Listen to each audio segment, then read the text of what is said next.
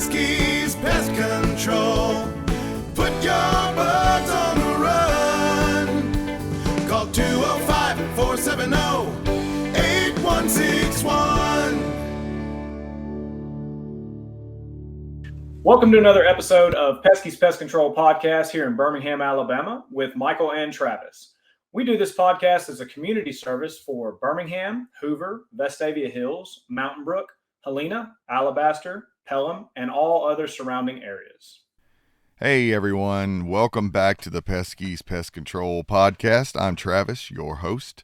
You know, we talk a lot on this show about ants. We talk a lot about termites, little crawling insects like that. And we talk about how they're nuisances.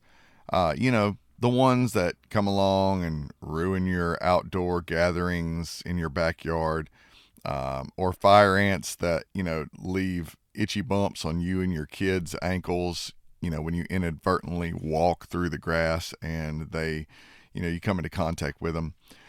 But today we're going to discuss another pest that's been making some headlines this spring. So we're halfway through May at this point. And if you've been keeping up with the news, there's kind of a bit of a new insect in town, and that is the Asian needle ant. Now, I say new, although this ant has been around the United States for quite a while, but the new refers to the fact that they are currently exploding and invading across the southeast. A lot of experts refer to them as a medical pest, and there's a very good reason for that.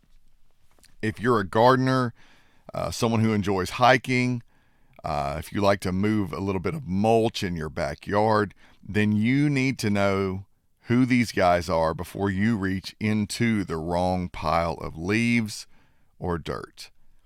So, you may be asking, well, I've never heard of the Asian needle ant. What am I looking for exactly? So they're tiny, maybe even about 1/5 of an inch long, if that kind of gives you an idea of just how small these Asian needle ants are. Now, as far as color goes, they're dark, they are kind of shiny and glossy, and almost black for most of their body. But there's a dead giveaway that you need to look for when you see these ants, and that is that they have a distinctive orangish brown color to their legs and their jaws. So almost a full black body, but their legs and their jaws are orange to orangish brown. And honestly, you might not even see them coming, because unlike fire ants, they don't build these huge nests in the middle of your lawn. They're a lot more stealthy. They do love moist and shaded areas. A lot of times you'll find them under, rotting wood or logs, even maybe under your stones or pavers in your yard, or way down deep in a mulch bed. They don't march in long, straight lines like a lot of ants do when they make invasions on your house, in your kitchen, or, in your bathroom. They are more likely to be loners and forage on their own or solo. And, in fact, if an Asian needle ant actually finds a great food source, it doesn't leave a scent trail to attract other ants, but it actually goes back and picks up another ant and carries the ant to the food with them. So they're not communicating with those chemical trails that a lot of other ants leave. So if you see what looks like an ant with two heads moving across a log or across a mulch bed, then you might actually be spotting this tandem carrying that these ants do, which is kind of classic needle ant activity.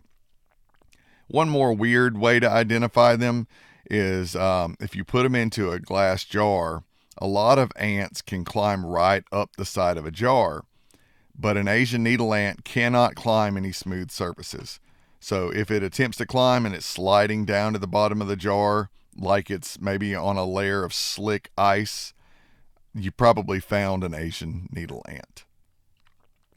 Now, let's talk a little bit about why they are referred to as medical pests. So the sting has been described as liquid fire, or as if someone is driving a hot needle into your skin. But here's the real danger. The ants are shy. They're not really aggressive like fire ants that, come and swarm you the second that you step on a mound. So most stings happen a lot of times when you accidentally trap one. Maybe you're wearing gardening gloves, one of them gets inside, or you lean against a tree where they're nesting. So for most of us, it's just an intense localized pain. It can actually hurt for sometimes hours. But for about 1 to 2% of the population, it's actually a lot worse than that. So these ants have an incredibly high rate of causing anaphylaxis. And if you don't know what that is, it's a life-threatening allergic reaction for people who may be hypersensitive to this interaction with the Asian needle ant. And so there's people are reporting that, there's those who have been stung by them and they've lost consciousness within a minute of being stung. So if you're already allergic to things like bees or wasps, then you probably have a much higher risk of this reaction. So if you get stung, you feel dizzy, have trouble breathing, you end up having a reaction all over your body with hives, don't wait, don't put it off. I would say immediately call emergency services, dial 911. This is not just some sort of, rub some dirt on it kind of situation where it's just going to go away like a lot of times people experience with fire ants. You just want to be extremely careful. And it's not just a threat to us. It's also a threat to our environment in general. So University of Georgia has actually done some research and showed that in areas where these ants move in, native ants actually disappear. So they've actually done some studies where it looks like about 60% of the native ant population drops in the area where the Asian needle ants move in. And I know you think, well, ants are ants, who cares, right? So ants are what we can refer to as forest janitors. They turn the soil, they spread seeds for wildflowers, and the Asian needle ant doesn't do anything like that at all. They come in, they dominate, they take over. They even move into termite galleries and force termites out, which sounds like a win for your house, but it completely disrupts the ecosystem of the woods wherever they move in. So you may be asking yourself, well, what do we do to combat this ant? What do we do to help fix this problem? So here's a couple things. So you clean up debris around your yard. You want to get rid of old wood piles. You want to get rid of old thinning layers of leaf litter. You want to watch for excessive moisture as well. So if you got a leaky outdoor faucet, you may want to get that fixed and stop those leaks because these ants love and crave a damp environment. When you're out and about, wear protective ensembles. Thick gloves, closed-toed shoes while you're working in the garden or moving landscape timbers. Just protect yourself from the possibility of that interaction. And then also baiting can help too. And this is probably more from a pest control standpoint, although some people do, attempt to do some pest control on their own. But, a lot of times in the pest control world with ant baits, we have either sugar-based baits or protein-based baits. So with these Asian needle ants, standard sugar-based baits a lot of times don't work because they prefer protein. So if you're seeing them, you might need to call a professional who's got a professional grade protein bait of some sort to get the job done with them as well.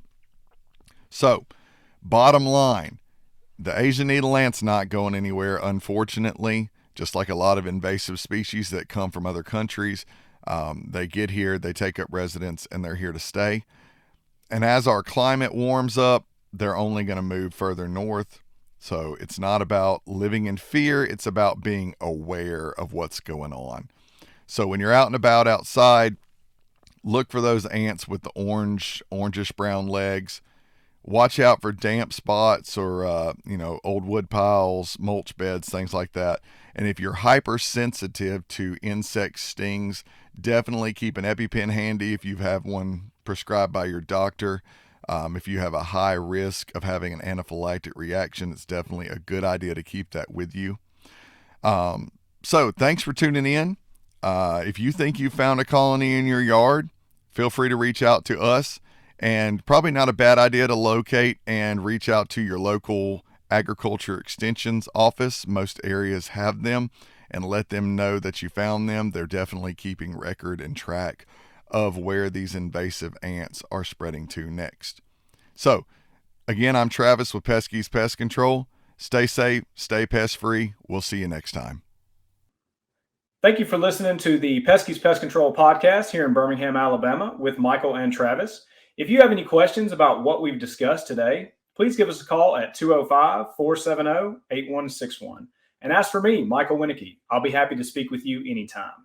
And don't forget to share this podcast with your friends and subscribe to us on Apple, Amazon, Google, and Spotify. Thanks for listening, and we'll see you next time.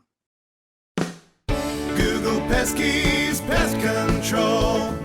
Put your bugs on the run.